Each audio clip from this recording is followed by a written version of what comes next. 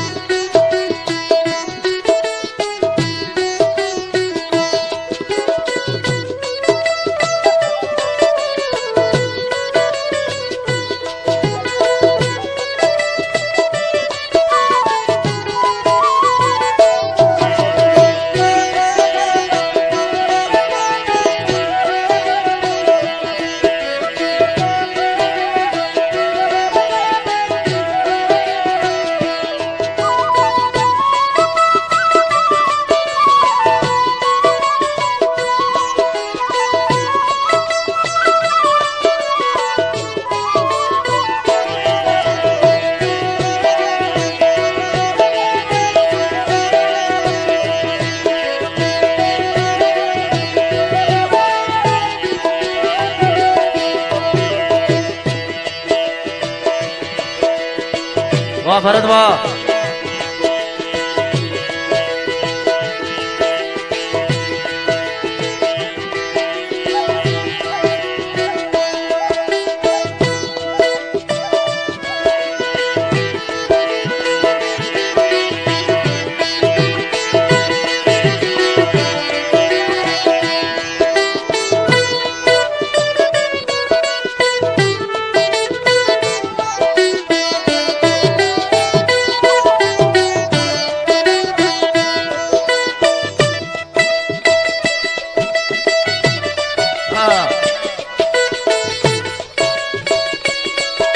ये वास्ते हम जंड कप्पा लगे हैं जी। दसने तुसें सारा नज़ारा